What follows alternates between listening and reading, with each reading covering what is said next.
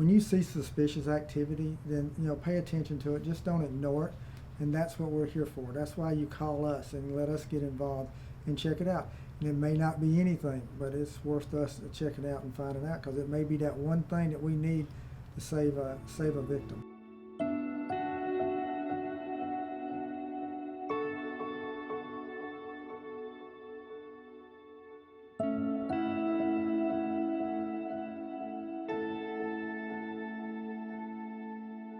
Sheriff Lott, thanks so much for being here to talk about such an important issue. So when I think about human trafficking, especially here in the county, I kind of think back like that I started to think about it about seven years ago or so. And I'm just wondering, was there an aha moment in your career when you thought, oh my gosh, this is a big deal right here? Probably that same time frame. We had a couple young girls that ran away, and when we recovered them, found out that they'd been trafficking.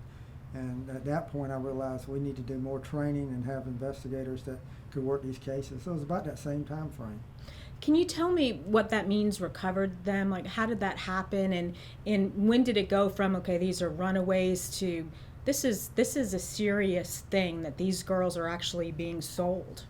Right, and that's what we started finding out, is that when we looked into it, we started talking to these young girls and realized that they were victims. And not treat them as a criminal. We needed to treat them as a victim.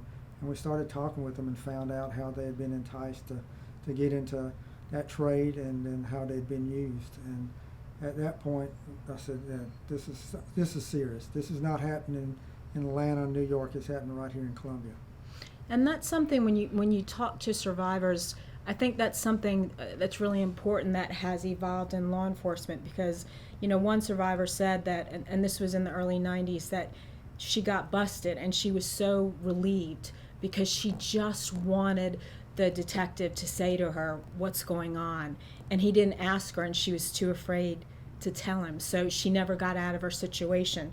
So when you have a runaway or someone who's involved in some kind of sex crime, you don't assume anymore that they're in trouble or that they've done wrong. That's correct. Unfortunately, we were part of the problem in that we did treat them as criminals, and we didn't look at why and how did this happen. And now we've changed that. So now we do investigate it, and we treat them as a victim, and we have to get them help. So just an overall attitude of law enforcement's changed over the years, and unfortunately, it took a long time for us to do that. And I'm afraid to say there's probably a lot of victims out there that suffered because of us not doing the right thing.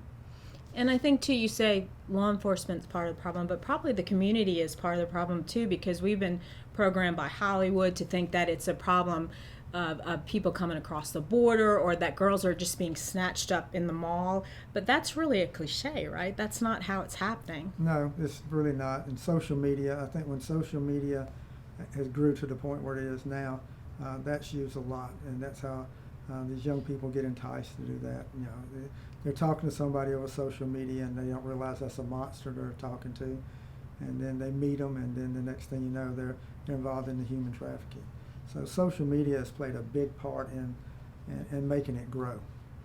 Have you found any similarities, or I'm sure you have, but is there a typical victim?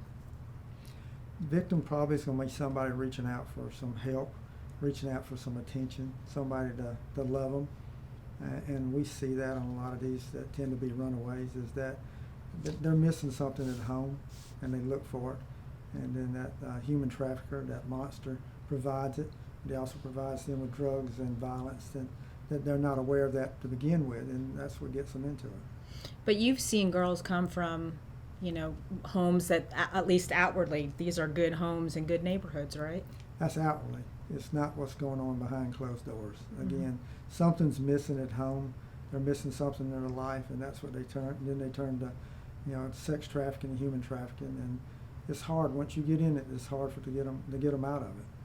I think a lot of parents who have teenage girls, especially if they're home sitting in their bedrooms, they think, okay, I've done my job, they're home. And that's probably sometimes the worst thing that you can do, is leave a kid at home alone in her bedroom with her phone. Right, with a phone or a computer, and you not know what they're doing on there.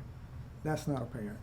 A parent's involved in your child's life. A parent knows what your daughter or your son is doing all the time, what they're doing on social media, who their friends are, where they're going. You track them, Life 360 on their phone to find out where they're at all the time. That's what a real parent does. And we get lazy as parents and say, okay, I'm providing them, food, providing them a car, providing them a phone, so I've done my job. That's not your job. That's just part of your job. What should we, two prongs to this question, what should we be looking for in the home? What signs should we be looking for that a girl might be vulnerable? Just a change in behavior. I think if you know your child, you're going to see some change in behavior. They're going to isolate themselves. They may have different friends. They may be hiding what's on their social media. You need to know what their passcodes are. You pay for that phone. That phone doesn't belong to them. So being involved, I think, is a key to fighting it. But you got to know your child. And if you know your child, and you're going to see it, there's going to be a difference. Something's going to change. And say I'm looking at our phone and my alarm bells go off. Do I call you? Who do I call? Well, first, you can call us. You can always call us. And the first thing I do is talk to your child and find out what's going on. And initially, they're probably going to lie to you. Be a good detective. Keep on digging and finding out. But you can always call us. That's why we have people especially trained to deal with these cases. And we can look at the social media. We can look at the text messages and the Instagrams. And then we can kind of find out what's going on behind the scenes that maybe a parent can't. But is it a good idea or a bad idea to actually contact that person who might be contacting your daughter? That's not a good idea for you to do that. That's our job. Okay. Let us do that. Because you don't know how violent they are. You don't know what they're capable of doing. You do the parent part. We're going to do the law enforcement part.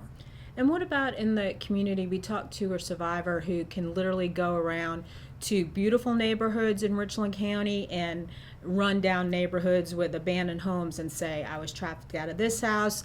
Literally, she said, a pastor was with me in this home. So what are the telltale signs? What do we look for? And again, if we suspect something, what do we do? Well, there's no typical place that it's going to happen. And I think, we think of alleyways and abandoned houses or, behind abandoned building.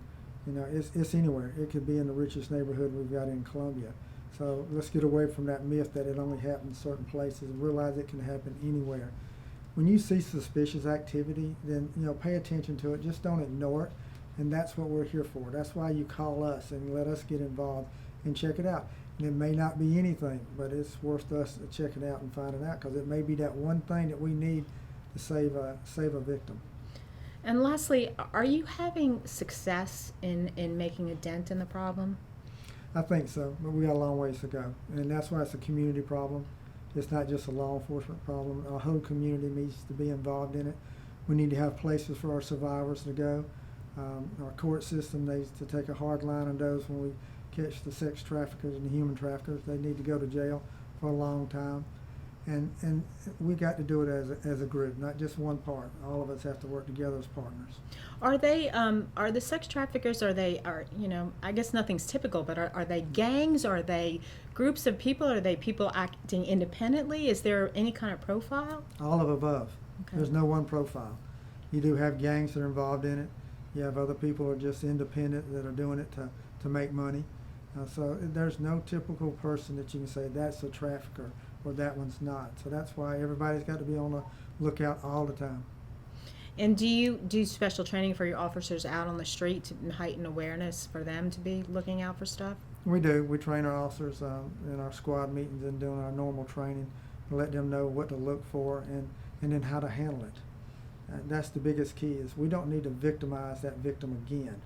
Once we rescue them, we don't need to treat them as a criminal. We need to treat them as a victim, and our deputies have to understand that. There's a lot of things going on in that victim's mind and their heart, and we have to take care of them. We can either save them or destroy them. So I hope that we save them, and to do that, we got to be trained and be ready to take action. Sheriff Leon Lott, thank you so much Thank for your you. time. Thank you. Thanks.